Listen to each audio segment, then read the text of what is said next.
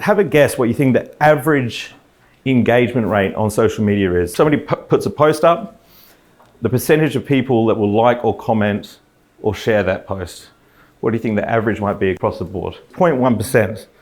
So what that tells us is even though people are spending all their time on social media, like there's 2,600 swipes and taps a day, that not many businesses are doing a very good job of engaging people on the platform. So there is a huge opportunity, just not many businesses taking advantage of it. So like you heard social media marketers say, well, if you're not on social media, you're dead in the water. And yeah, that's true. I agree with that. But there's a lot of people who are on social media who will also be dead in the water because they're not engaging their audience. Just because you're on there doesn't mean that you're earning attention. You could just be interrupting people.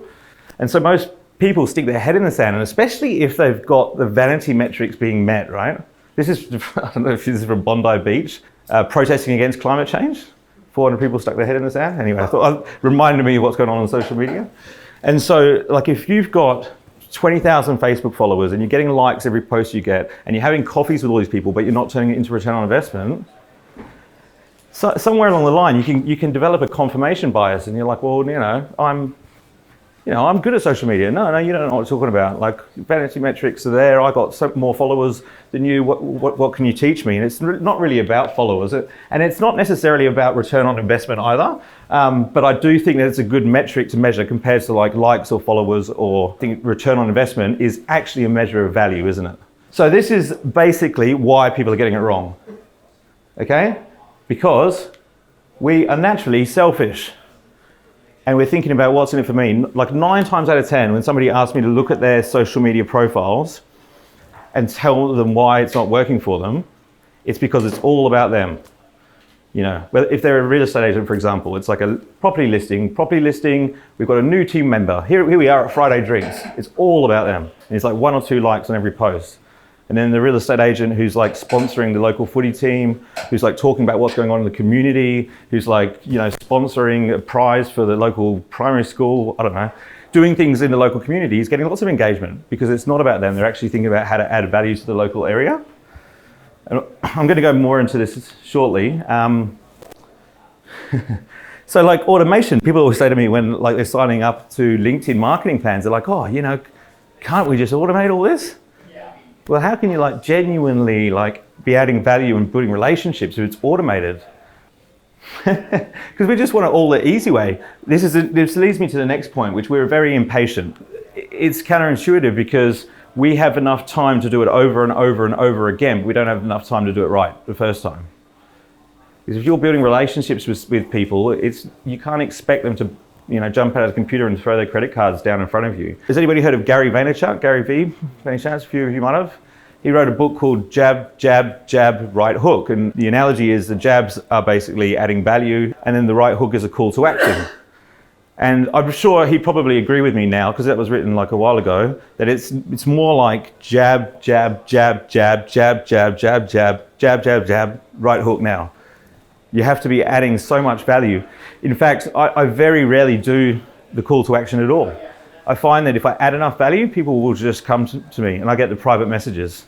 I was generating leads for clients on LinkedIn before anyone could post content other than like Richard Branson and Tony Robbins and 200 people who could write articles. And so I was already making a lot of like good revenue out of LinkedIn from a social selling perspective. And then I started posting content. And it took about 2 years before I saw any traction whatsoever. I was just like, I've got to do this. I'm a LinkedIn marketer, I've got to post like content. I got like a little bit better at it. And then I started to notice the competition disappeared and I got like into this blue ocean.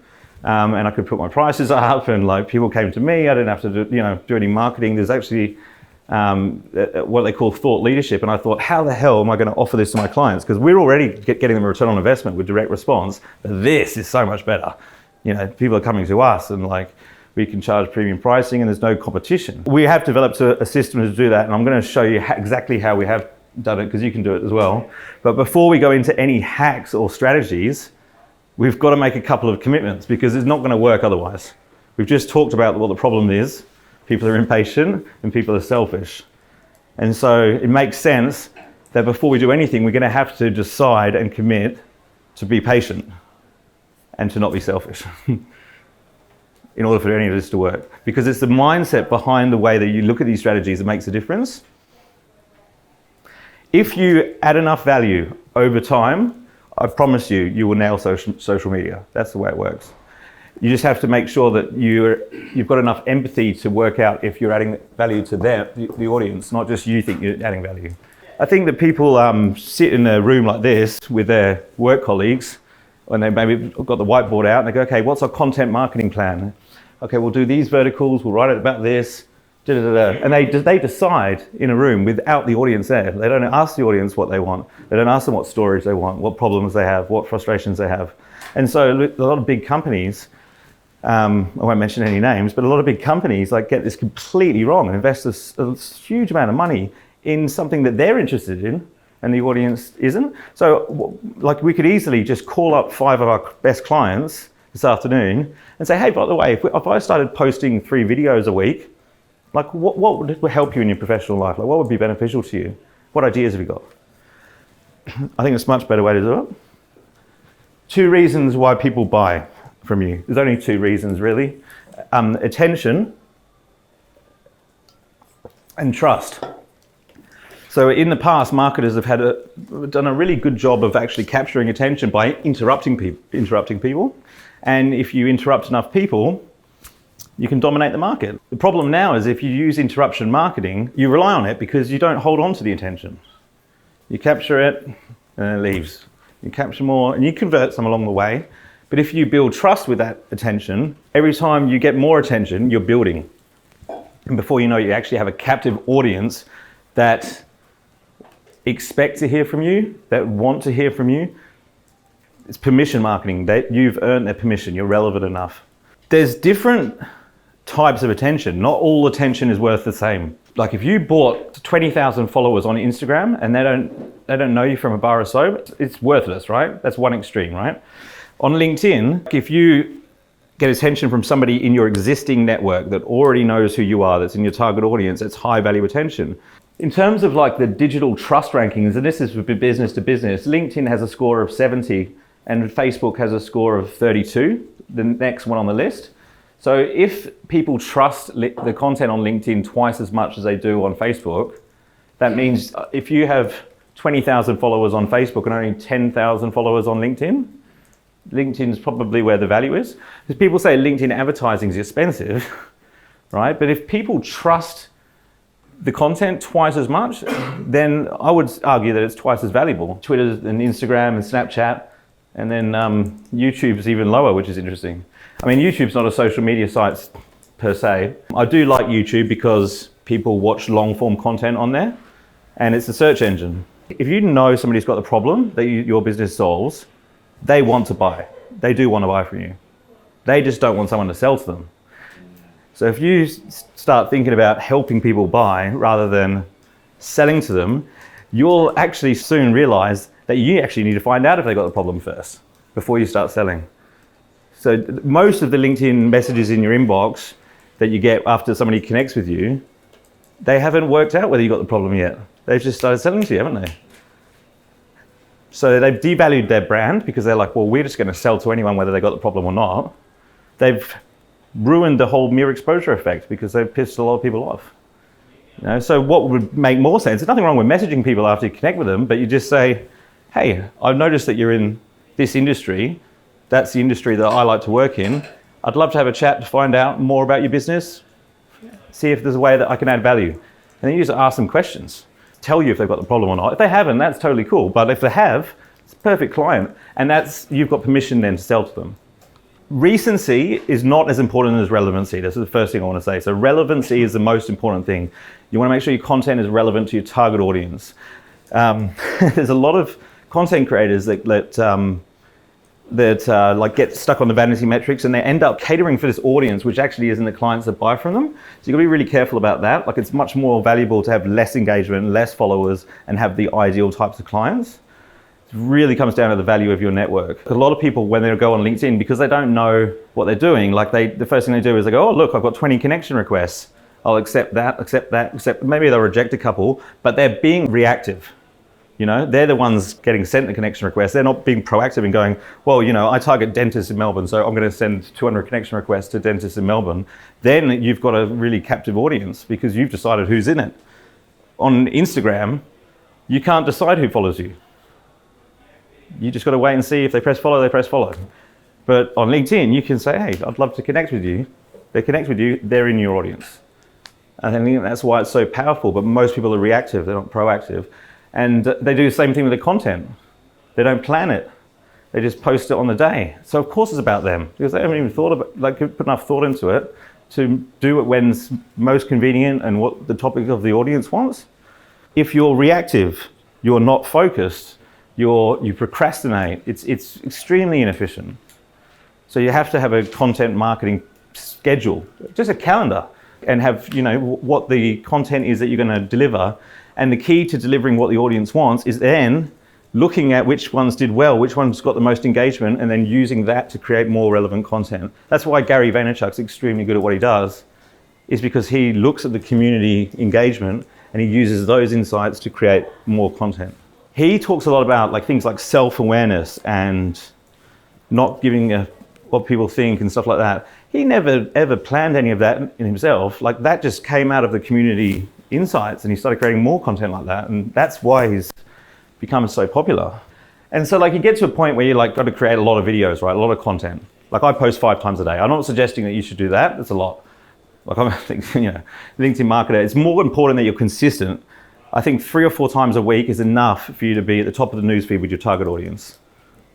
It is at this stage. But that's still, like, it still has to be valuable content. It's still a lot of content to produce, especially if you're going to sit down every day and try to create a video, you're just going to go around in circles and it's not going to work. You need a strategy to create content on scale.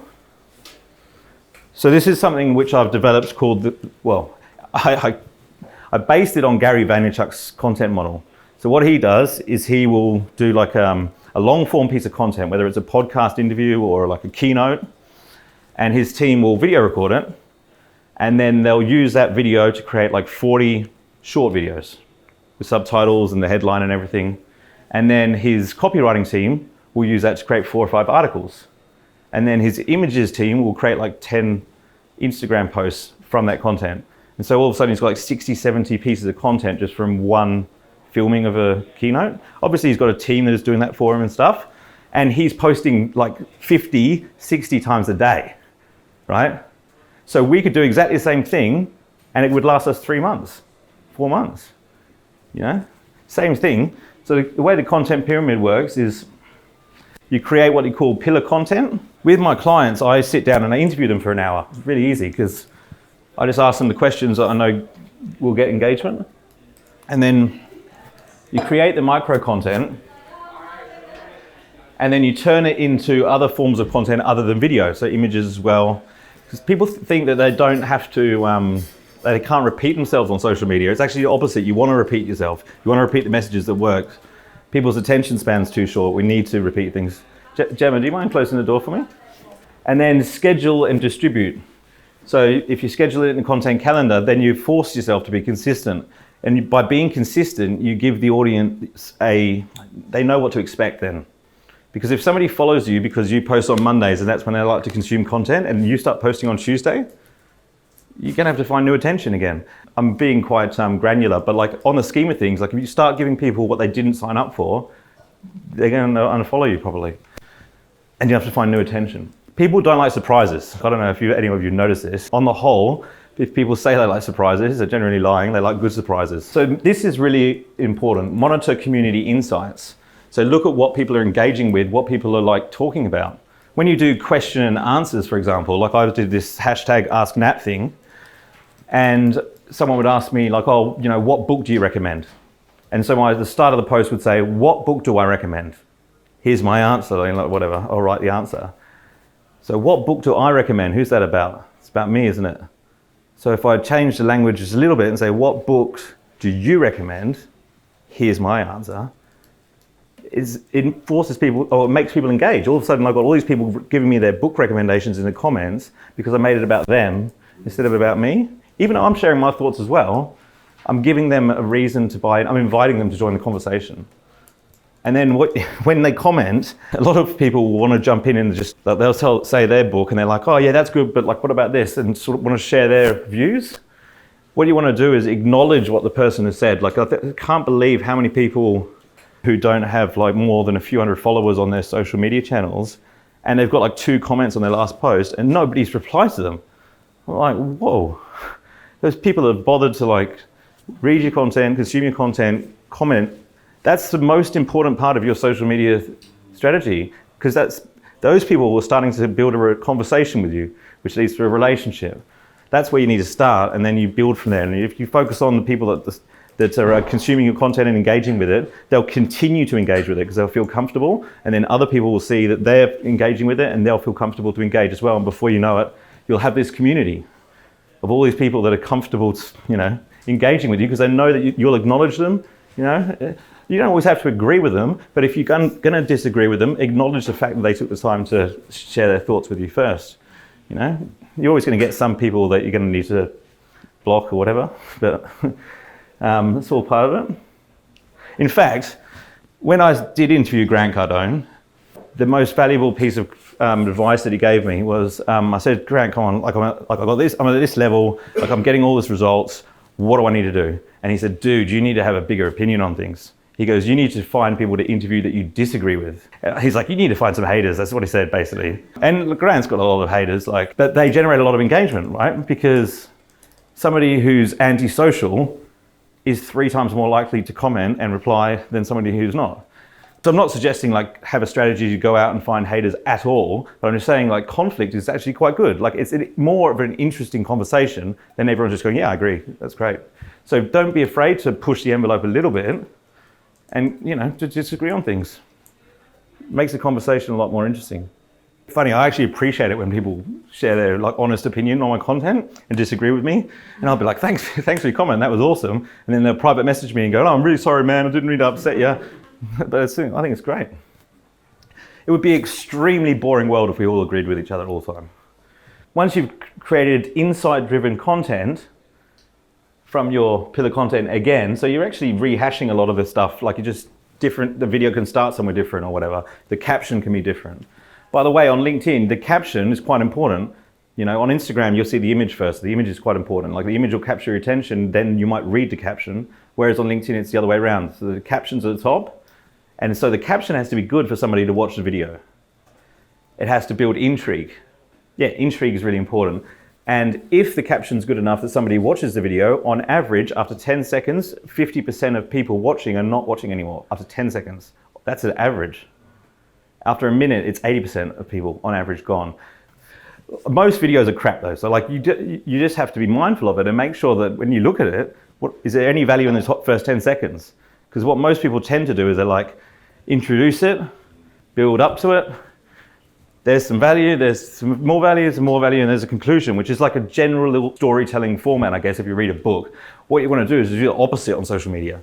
You put the value right at the front, and then you can, back it up or whatever. Put the hook up the front. That's the only way people will actually watch the content. It sounds really competitive, but you just got to keep in mind that 95% of people are doing a really terrible job at this. And then refine and repeat. So next time you do a keynote or an interview, the questions and content will be more tailored towards the audience. And so it'll just keep improving every time you go through this process. With our clients, we do this process every 4 months. So one interview, it's enough content for 4 months. And it doesn't have to be, you can interview someone else. Like so with Grant Cardone, it's the same thing. This is Jules Lund from the Tribe, who's in influencer marketing. This adds value to my audience. It doesn't, just because I'm not talking doesn't mean it doesn't add value. I can be the gatekeeper. And it builds positive brand sentiment. They get a hit of dopamine when they watch it, and they trust me over the next LinkedIn marketer. So it works. And positioning as well, because like everybody likes to talk about themselves. You can guarantee that most people like to talk about themselves. I've just started another podcast called the CMO podcast, right? Because I'm like, how do I get some bigger clients? Chief marketing officers generally work for big companies. So instead of messaging them and going, hey, I want to help you with your LinkedIn marketing, I'm going, hey, I want to interview you on my podcast. So I got Spotify, I got Qantas, I got like Dell, all like, yeah, we'd love to do that. but I'll build relationship with them before I sell to them. So this is as basic as a content calendar needs to look like. It doesn't have to be complicated. Just got the days, what video, what image, and you'll notice down the bottom here we've got posts. So these lists of videos all correspond with a caption and a video, and it's all organized. It's all scheduled in advance. So it doesn't have to be overcomplicated. So if you've got 500 connections on LinkedIn, the value, this is mainly to do with LinkedIn, unless you're using your Facebook personal account, the value is in your second degree network. You've got visibility over your client's potential referral network. When I was selling real estate back in the day in Thailand, and someone used to buy from me, like luxury pool villas, they were buying from Sweden and Russia and Australia and Europe. I'd say, hey, you got any buddies that want to buy a house in Phuket? Write down 2 or 3 of their names on here, and I'd give them a call, referrals, and every now and then someone would buy something, so it was, a worthwhile strategy. So now I'm in business to business. We work with business to business companies, financial services companies, sales organizations, commercial companies. So when I have a client that's like, oh, Nathaniel, this is awesome, and he's really happy with the way things are going, I look at all of his LinkedIn connections, and I go, that guy would be perfect, that guy would be perfect, that guy. And next time I go to see him, can you introduce me to these people? Because I've got full visibility over his network, his entire network. So I can be very decisive. So this is exactly what happens when you target second degree connections on LinkedIn, because you can do a search. I want directors of financial services companies in Melbourne that know the same people I do. That's the low hanging fruit. So it's high value attention. I've been talking a lot about engagement pods recently. Has anybody heard of what these things are? So you join a community, and they've got them on Instagram, Facebook, YouTube, and LinkedIn, and you post a link to your post in there every day, and everyone else in the group will come and like and comment on your post, and then you have to like and comment on everyone else's post. And so these guys are getting 500, 600 likes every post they do, but you're a bit confused because you're like, what, the content's crap, why are they getting so much engagement? In principle, it makes sense, that strategy would make sense if the other people in the group were relevant and the content was valuable and their comments were valuable. I've been a member of one up until a year ago. I did it for a while, Australian marketers. And what I found was I was getting a lot of engagement and less sales. And I was like, what's going on here? And I thought, I'm teaching the algorithm to show my content to people that don't buy, because it's not relevant to the other guys. And so I made the decision to leave the engagement pod. My ego took a bit of a hit because I went from 300 likes every post to 30 or 40. But slowly it built up organically with the right people. And now I don't know how many, I get more views now than ever, but it's because I'm posting more mainly.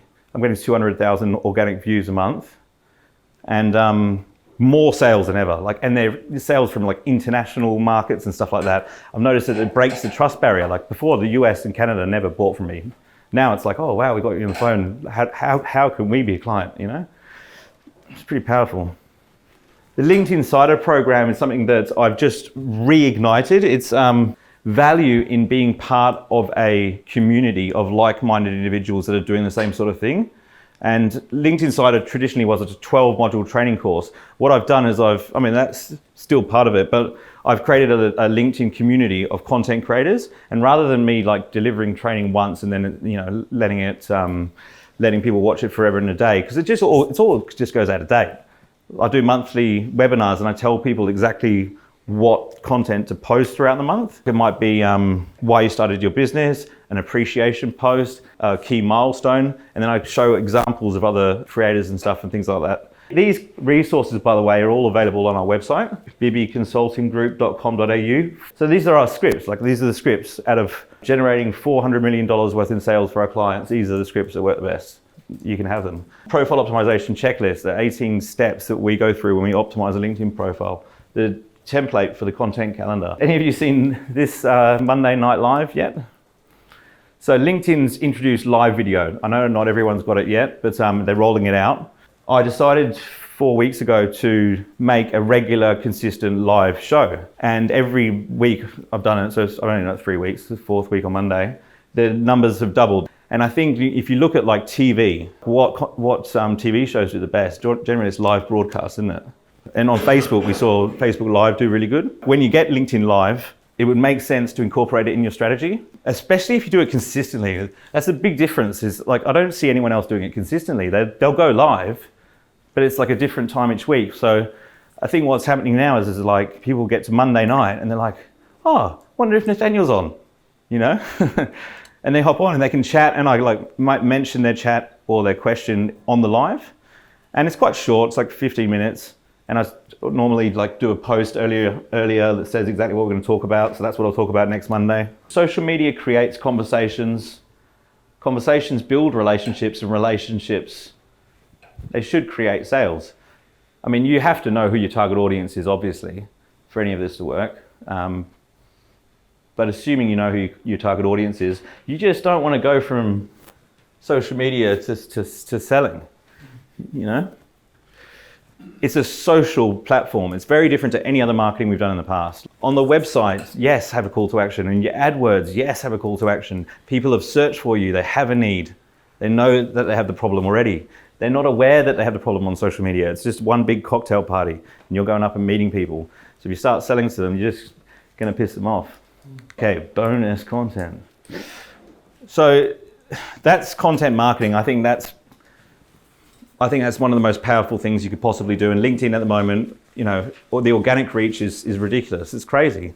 Did you know that people are spending 3 times as much time on LinkedIn as they were 18 months ago? 3 times as much. So that's a lot. And it's to do with LinkedIn serving the users better quality content. That's why people are spending more time on there. It's only going to get better. I thought that LinkedIn was going to go down the way that Facebook did and start showing more ads, and they haven't. You know, 2 years in, the organic reach is still strong, which is really interesting, because I wouldn't be surprised if they go a different way than the other social platforms and keep that attention. This is the process I've been using for the last 6-7 years to generate return on investment for our clients. What I love about this process is you can measure return on investment very easily. This is a 3-step process. So you find people in your target demographic to connect with in your second degree network. Send them customized connection requests. So you're being proactive. It makes a huge difference. If you have 1,000 people that are exactly in your target audience, in the right location, that are decision makers, then if you have 20,000 people that added you and followed you because you decided, that's the only platform you can do that on. And then you send them a follow-up message to engage. You know, just because you're not selling to them in the first message doesn't mean you can't start a conversation with them offline. You can get their phone number and speak to them. You just have to have enough empathy to ask them a few questions to see if they got the problem. And have an understanding that they might want to talk to you about something else as well. Quite often they'll probably want to ask you questions to see if they can help you as well. That's totally fine. But I just think people have to frame it in the way that gives the value to the person they're sending it to first. In business to business, quite often there are partnership opportunities, right? Like, so if I'm a LinkedIn marketer, I could contact a Facebook marketer and perhaps we could refer each other clients. But if I write a message and say, hey, I'd like to speak to you to see if you can refer me any clients, and vice versa, he's going to think, this guy just wants to sell to me. But if I say, I want to speak to you because I want to refer you some clients, and vice versa, it's the same thing. I just worded it in the value, with the value to him first. And then he'll respond. It's a very subtle difference, but 99% of people get that wrong because they're just thinking about themselves all the time. And so, yeah, that's why I said at the start, you've got to make the decision to not be selfish because you've got to have that mentality. As soon as you start that scarcity thing, where you're like, where's the money, where's the return on investment? That's when you start making mistakes. And it comes across in your content, people can tell. And it just doesn't work on this, or not on this platform. If you want to do that, throw money into AdWords. If you've got 3 connections on LinkedIn and you do a search for your target audience, you might get 10 that meet the criteria. And people will say, oh, well, I've messaged all the 10, now what do I do? I've done everyone. But once you've connected with these guys, you do a search again, it gets bigger. Doesn't get smaller, the audience, because you can't see everyone on LinkedIn. You can only see people in your second degree and third degree network. So in fact, you need to build this up so that you can reach some of the A-grade clients. If you connect with 3,000 dentists in Australia, when you do a search, you'll probably see like 150,000 dentists, whereas if you've just got like a 10 or 20, you might see a few hundred of them. So you might think somebody's not on LinkedIn, but it's just probably that they're not in your network. Now, with this connection request stuff and sending messages and content, It's very important that your profile is written in a customer-centric language, but also has the value that you provide and the benefits. Because when somebody sends you a connection request and they don't talk about themselves, they talk about you, people are going to be like, who's this guy? Click on your name, read your profile. It's a very subtle difference, but like that's an inbound activity. Just because they've clicked, they've asked for the information. Therefore, they're probably like more receptive to it than if you write it in your connection request or your message. So it's okay for you to create intrigue and not talk about yourself at all. Hey, I've looked at your profile, I'm really interested in what you do, I'd love to connect. I don't have to explain who I am or why. Whereas like on a cold call, you would, right? First thing you do, I'm calling from here, I don't want to talk to you about this. You don't have to do that on social media because they can click on your name and get the information. And it's very powerful. So you've got to make sure your profile is written for them. The mistake a lot of people make is they do all of this and then people click on their name to read their profile and it's a version of their CV, a resume. You know, has anyone ever bought anything because someone's given them a copy of their CV before? Right? It's like one of the most boring pieces of content you could provide somebody. And even worse than that, like people Google your name and they see your LinkedIn profile at the top of the search results who are thinking about doing business with you. And all you got is like a list of your job history and like, you know, the skills that you have and your job role. It's not just like the directors, it's also our employees as well. These are just some examples of how the numbers could work. Excuse me. So Clarity Interiors do like commercial fit outs. We sent 241 connection requests over the course of a month. And from that, 183 people accepted.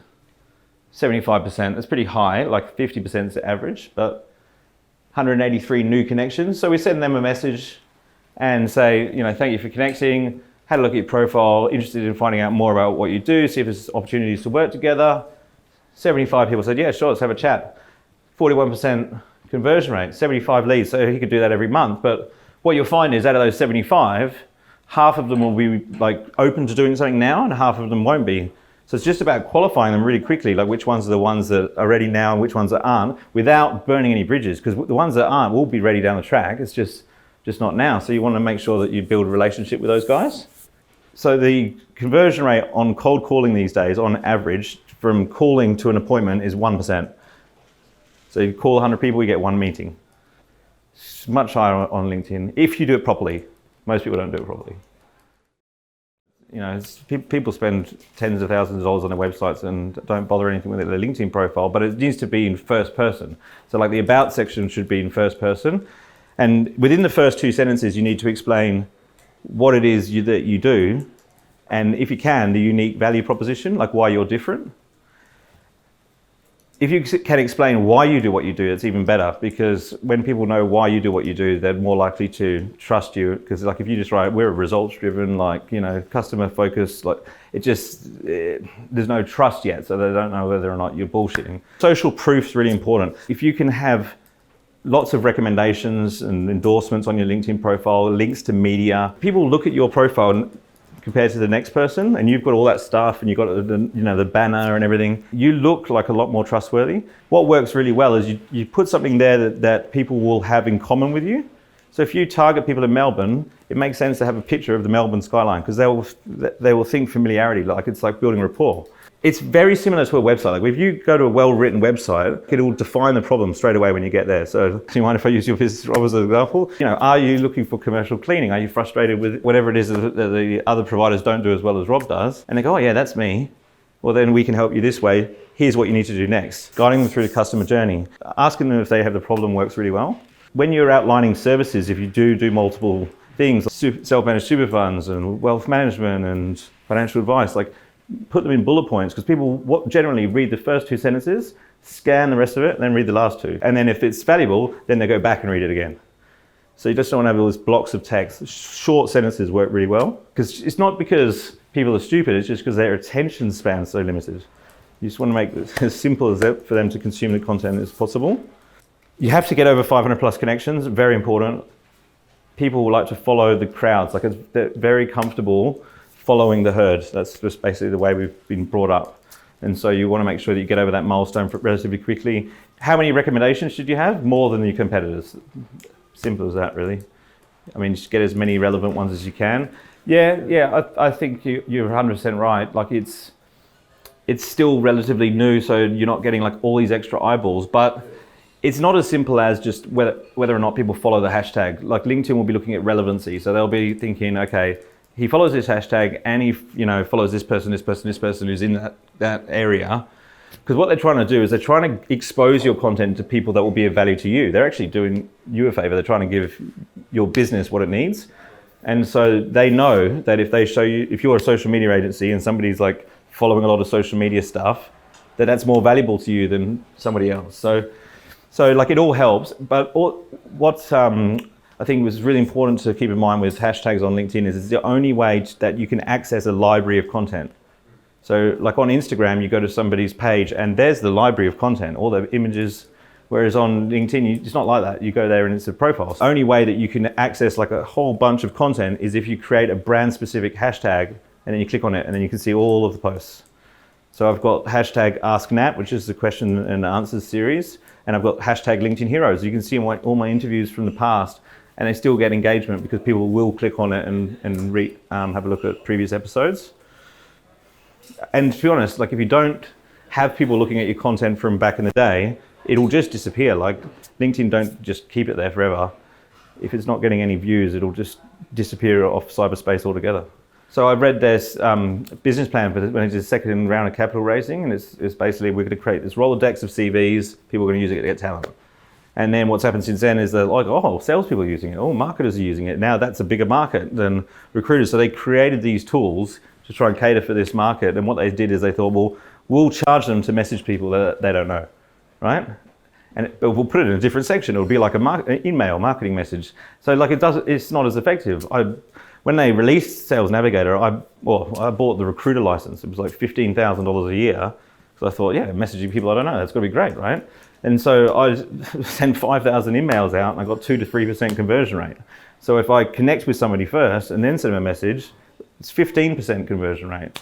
So I was like, well, I was telling people not to buy Sales Navigator because you're going to get worse results. Now it's better because they've restricted what you can do with a free account. So you've got more search features, you can hit more accounts. I always tell people you've got to be developing a return on investment first, and then you'll soon see the limitations, and then you'll upgrade. Because unless you're hitting any limitations, upgrading to Sales Navigator is not going to just transform your results like that. That's not the way it works at all. It just gives you more targeting capabilities and can reach more people. It gives you scalability. Yeah. It depends on the size of the business as well, because if you could get more exposure through the company page if you've got a big team. And quite often, like let's remember that our personal profile generally has more connections than our company page. But generally people do want to engage with individuals. But the way I think of it is you make the personal profile about your content and you make the company profile about your customers. But you can do it any way you like. It's just you've got to have a strategy. Posting the same stuff on both channels doesn't make any sense. So corporate stuff could be where you do all of your updates about, if you're in construction, the construction updates and stuff. Like you won't get as much engagement, but that's important for your clients to see, I guess.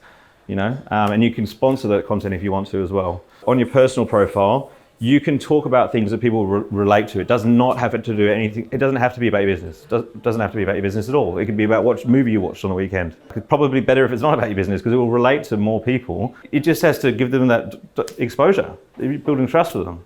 That's why people talk about the successful content creators. You see them talking about relationships and self-awareness and what they believe about success, what it means to them and all this sort of stuff. Because if somebody sees it and they relate to it, they're building rapport. It doesn't have to be about your business at all. Real estate agents would do fantastic if they never talked about real estate. A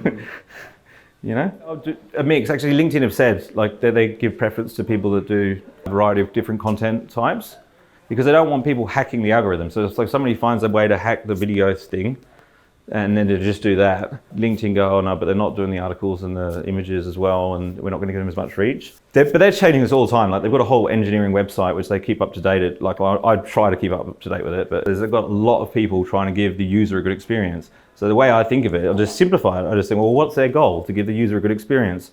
Let's try and do the same thing, and then you're aligned with the platform. You can't really lose. Like when I started in SEO 10 years ago, I got a website to the top of Google, like all these backlinks, right? Backlink strategy. And then Google did something I never heard of called an algorithm update. And I was like on page 100 because I didn't align with the platform's objective. So obviously they're going to get smarter. Like Instagram, you buy all your followers, buy all your likes. Eventually, Instagram is going to get smart enough to know that that's not real. And so they're not going to show you to as many people. And so you lose in the long run. Like you might make some money as an influencer for a year or two, but it just won't last because the audience isn't real. You want to build relationships. You don't just want like this massive audience on LinkedIn that if LinkedIn disappears, it's gone. That's not the point. And it's not about just getting them on other social channels. It's just about actually creating a real relationship. Like this sort of thing is perfect. I mean, I get to meet people that I know online, offline. Now we know each other. It's a very different dynamic. The live things for me it's a little bit new. I've never really been one to do the selfie thing and talk to a camera because I feel uncomfortable. I feel weird doing it. But I film these talks where I'm talking to people and it works really well. This will be chopped up into 25, 30 bits of content straight away, easily, which is, creates so much more value than just, doing the live thing. So if you can put it into your day-to-day routine, what you're already doing, it's awesome. I think video is absolutely fantastic. The fact that we can all do it on telephone is amazing. The quality is really good. One piece of advice I have with the video stuff is when I started, because my confidence was relatively low, I invested all this time and energy in my intro video, right? And so it's me walking down St Kilda with my sunglasses on, and then I'm interviewing this guy and I'm speaking from stage and there's music going and everything. And I'm like, that's awesome. Yeah, I'll put that in front of my videos. That'll be cool, right? Everyone just stopped watching halfway through the intro video. No one gives a shit. It's they just want to get the content, right? I thought it looked awesome. I still do think it looks awesome, but the audience doesn't. So you don't want to get hung up on having it overproduced or anything like that. Even with these, when I get a professional videographer here, I specifically ask for no lighting. Because as soon as you put lighting in, it looks like it's overproduced. And people don't want to watch overproduced stuff on social media. That's not why they're there. They'll go to the cinema to watch that stuff. It was very timely for me, just with where I'm at on a personal level, personal branding, and how that actually relates to LinkedIn and the type of content that I am intending to put out. I've been very ad hoc with my activity and have made it a point for 2020 to actually be more consistent.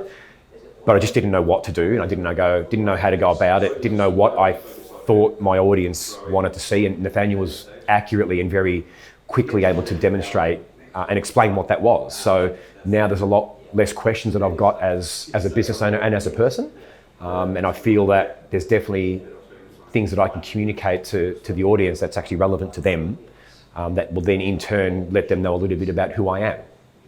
Great, so you've definitely got some value out of today. Heaps. Yeah, definitely recommended. Thanks so much for coming. Pleasure. Thank you.